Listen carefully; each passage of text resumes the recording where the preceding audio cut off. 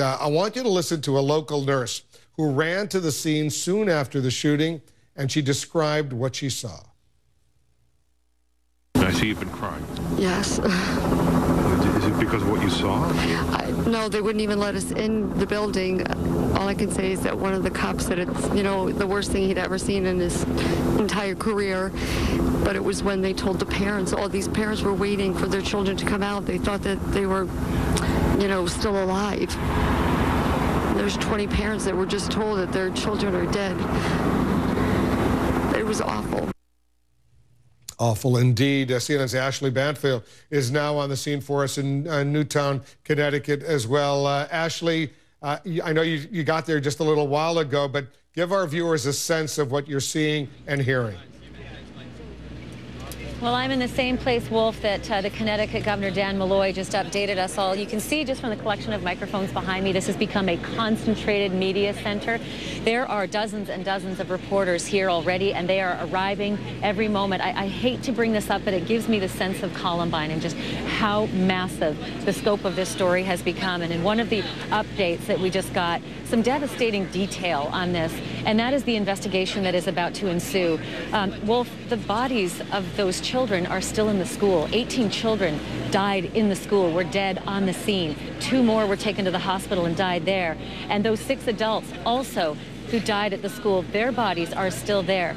The police who updated us told us that the scope of the investigation, the amount of work that they have to do to piece this all together is going to take a very long time. So you can just imagine how the parents are dealing with the fact that they can't even get the information or at least know that their child is being brought out of that school. It is just overwhelming in this tiny little community of 27,000 people. Really in the sticks. When you drive here, you're in winding roads and hills, and the homes are far apart, and yet the community is quite close together. A couple of other things that really shed light on some of the detail on how the shooting took place. The police told us, the state police told us that the shootings were concentrated. They were in a concentrated area of the school, particularly 2 rooms.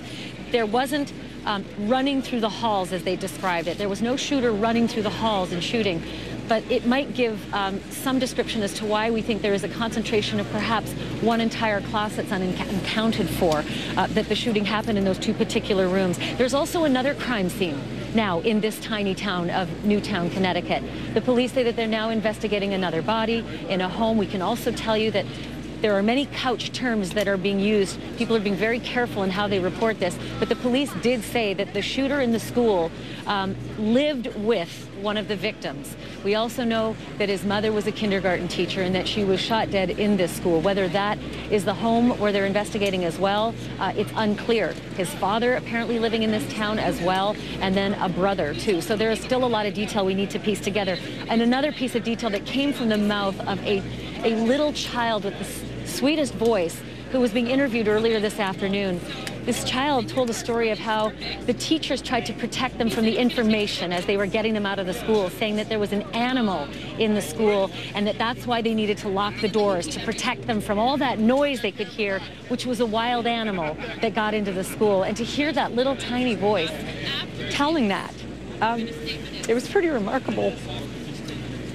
Ashleigh, I know this is a difficult story for all of us to cover, all of us, and I know you have children. And I have 2 small children in a Connecticut school just about 30 minutes away from here as well. So when the news broke, it was pretty tough to sort out where this had happened and in which elementary school it was. And as the details roll in, I think everybody here has been just immensely affected, and I apologize, Wolf, but it is really remarkable to see this many seasoned cameramen and reporters who I've been in the field with for 20 years, all having the same reaction to what's transpired. And, you've choked up the President of the United States. We saw him choking up, wiping away tears as well. Ashleigh, your girls, how are they, your kids? My kids are fine. In fact, what's interesting is that even though they're about a half hour away from here, Wolf, when I called the school today just to find out, is everything okay? Are we under lockdown? What's the protocol? What's happening? Are you sending the kids home early? They did say that it affected them deeply. They immediately did perimeter checks. They made sure that all the locked doors were locked. And then they did something that I didn't know about. They went into a information protective mode, and they said no one is allowed to discuss any details within these school walls. And this is only 30 minutes away in a different district. But they said that they were going to have additional staff and security outside that school just to handle the potential for children to hear about this. They clearly want the kids to hear about this from their parents, because the kids are all going to hear about this and they're all going to ask questions, and they want to make sure that they're as sensitive to the surrounding children in this community as they can be. But it is a really overwhelming feeling to live here and to be here as a reporter.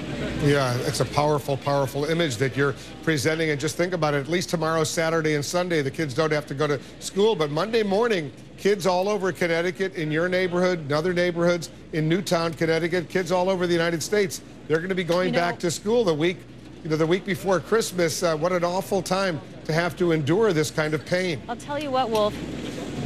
The school is beyond those trees. I don't know if it's still light enough for you to see. We're located in a staging area where the police wanted to make sure that the hundreds of media that we're going to send upon here were going to be able to be safely parked and out of the way of a lot of the residents.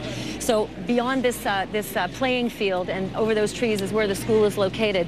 And because one of the descriptions that came into us from someone who was a parent who was in a meeting with 7 grown-ups when this happened, that there were roughly 100 rounds that this parent could hear, this woman telling her story.